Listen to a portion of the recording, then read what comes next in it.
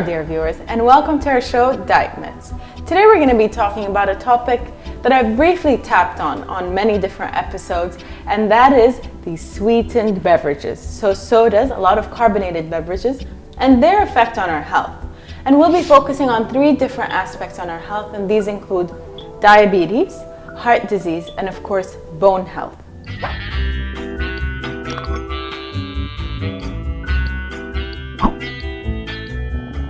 Look at these cute little guys, so sweet and delicious. You just want to eat them up, right? That's the problem. We consume so much sugar these days that it's killing us. Seriously. You see, sugar is everywhere. It's in all the usual suspects, but you might not realize that it's in a lot of other foods. Did you know that our daily intake averages 95 grams? That might not sound like a lot, but it adds up to 77 pounds of added sugar every year. Now look at the American Heart Association's daily recommendations. It's no wonder 1 in 3 adults and 1 in 5 kids are obese. It's not just because sugar tastes good, it's also addictive. Consuming it, even thinking about it, causes a euphoric effect that triggers the production of dopamine in your brain, a neurotransmitter that controls pleasure and is responsible for reward-motivated behavior. Studies show sugar is as addictive as alcohol or cocaine, and it's hard to avoid. There are about 600,000 different packaged food items in grocery stores today, and 80% of them contain added sugars. But what we drink could be our biggest problem. Guzzle just one of these beverages and you've more than filled your daily recommended sugar allowance. It's tricky. Did you know that food manufacturers use more than 30 different names for the most common sugars? So what's the problem? Well, sugars are carbohydrates that are roughly half glucose and half fructose. Consuming glucose makes your pancreas secrete a hormone called insulin, which, among other things, causes your body to store fat. Your liver deals with the fructose, but you can't do it in the quantities that many of us consume today. It releases some of it as fat, but most of that backs up in your liver cells. Now, you've got a condition called insulin resistance. You're secreting more and more insulin in response to all the carbs in your diet, and even the proteins. The result? You get fatter, and you get fatty buildup in your now inflamed arteries. You're what some doctors call metabolically disturbed. Your body can no longer regulate itself. Eventually, it will kill you. Along the way, your pancreas might give out and you'll become diabetic. And there's reason to believe that metabolic disturbances cause high blood pressure, heart disease, cancer, and, of course, obesity. Well, the good news is that there are 5 simple things you can do to avoid and reverse the damage. Number 1, avoid sugary drinks. All that glucose and fructose literally is an assault on your system.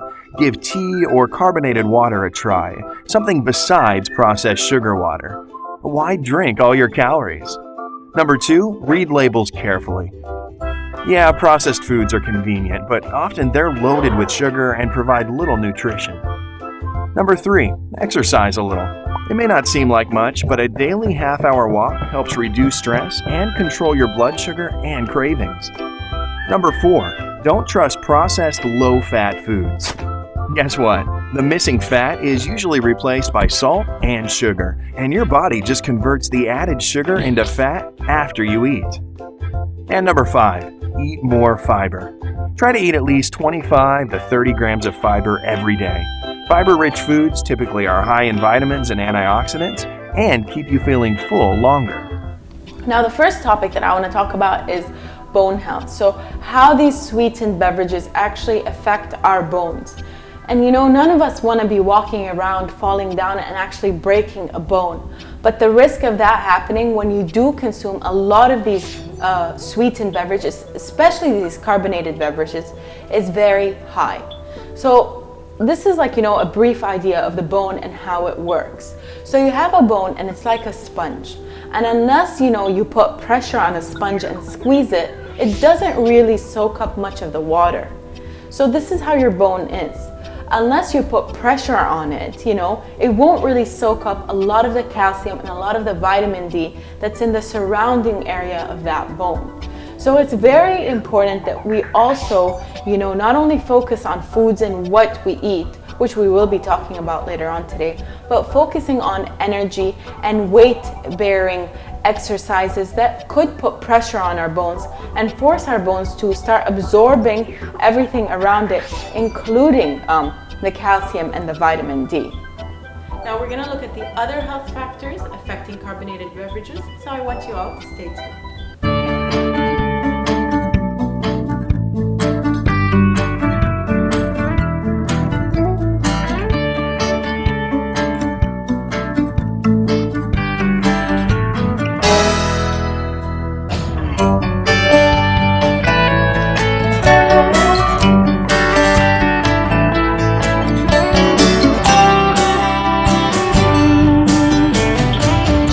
Welcome back.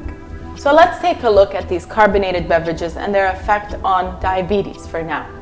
So we know that, a lot of people have this idea that if you consume a lot of sugar, then you're prone to developing diabetes. That's not really the case because sugar isn't the only factor to blame. There are a lot of factors like lifestyle and health and food choices. And carbonated beverages is one of those food choices that can impact or increase your risk of developing type 2 diabetes because it does increase weight and it does affect your health in a very negative way. So one of the key ingredients in any carbonated beverage, especially if it's not the diet kind, is the high fructose corn syrup. And it's not only available in the carbonated beverages, but it's also available in many fruit juices that you can buy, these ready packed ones.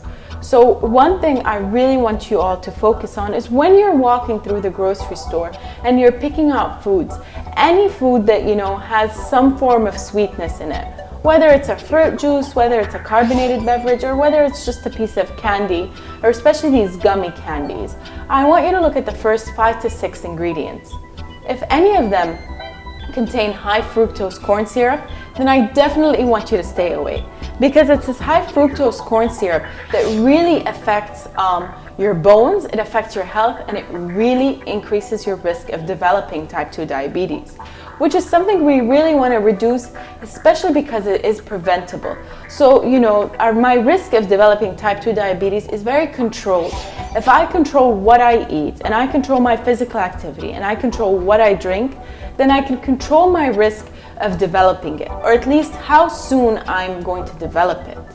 So it's very important for us to look at these carbonated beverages and sweetened beverages and look at the amount of calories and the amount of carbohydrates they're providing us, because a lot of them will be providing way too much. And the diet drinks, like I've said previously, isn't the best choice for you to have.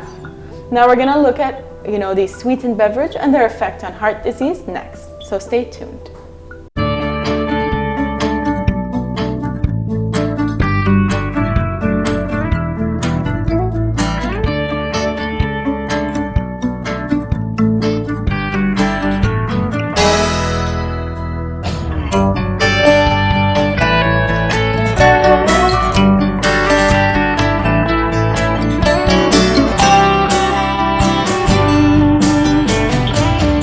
Welcome back, our dear viewers. So let's look at this link, between these, sweetened beverages and carbonated beverages and heart disease. So many of you will probably link heart disease with fat. So the more fat you eat, the more prone you are to having heart disease. But it's not only fat. Sugar does play a key role at also, getting or increasing your risk of developing heart disease. And that's where these beverages come into play. They're really high in sugar, and they're really high in so many preservatives and other compounds that aren't good for your health. They're not good for your arteries, and they're definitely not good for your bones. So to achieve overall health, my number one option is, if you do consume a lot of these beverages, try to switch to the diet kind.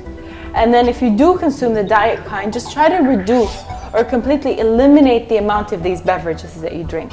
There are so many herbs and spices, especially things like fennel or cinnamon, that do provide the sweet taste without the added calories, and you can always have those. And personally, for my sweet tooth, a fruit always does the trick. So 3 pieces of date, a peach or an apple, any fruit in season will always be sweet, especially to the taste, and they could get you that sweetness that you've been craving or you've been looking for. It's a shame for you to get it from a liquid beverage that doesn't actually make you feel full. It doesn't actually quench anything. It just becomes a habit. You know, slowly try switching it with water, and you'll see so many health benefits.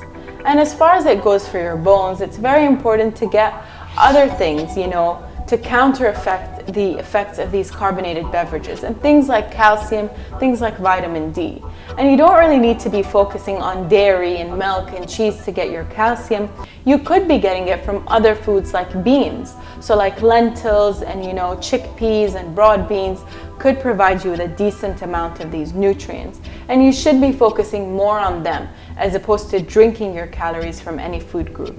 So I really hope you guys enjoyed today's episode and will stay away from these carbonated beverages and these fruit juices, because you know we always want you to have a healthier lifestyle and a healthy body. So we'll see you all next time.